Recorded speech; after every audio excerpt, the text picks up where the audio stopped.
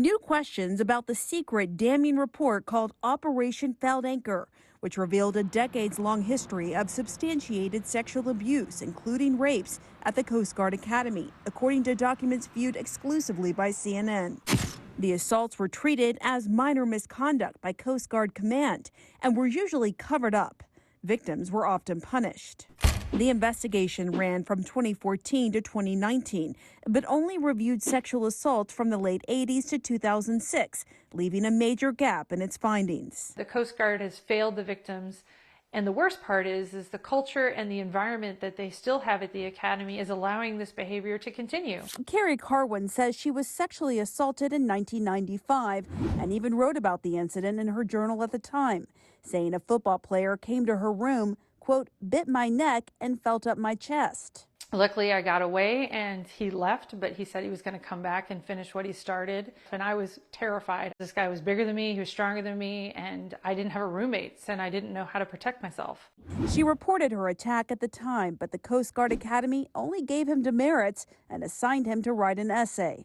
That same cadet would be accused of multiple other assaults, including rape, according to records viewed by CNN. We are not being attacked by somebody who's a complete stranger that we never see again. You're repeatedly getting traumatized by this individual because you're stuck in the environment with them. Carwin says she was hoping for change when the Coast Guard reopened her case and dozens of others with Operation Fouled Anchor, but that didn't happen.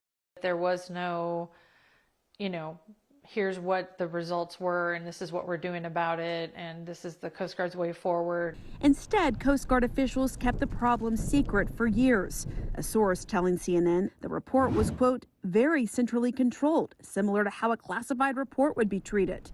The Coast Guard only briefed Congress last month after CNN started asking questions. Now senators are demanding answers. We are looking for accountability. We want to know what steps have been taken to make sure this never happens again. This episode is probably the most shameful and disgraceful incident of cover-up of sexual assault that I have seen in the United States military ever.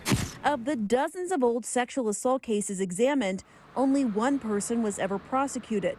The charge against him was dismissed when a court ruled the statute of limitations had run out. Many of the alleged perpetrators graduated from the academy and went on to high-ranking positions of the Coast Guard or other branches of the military.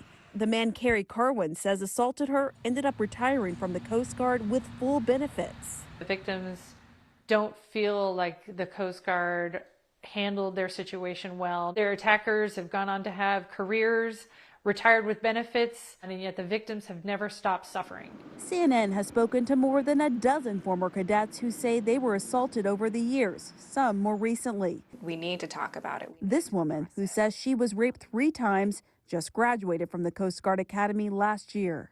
So you have to wonder if they had released this report, if they had done more to crack down on sexual assault, how your experience would have been different. I often find myself wondering what my future would have been like. Time and time again, the academy and the institution don't protect their people.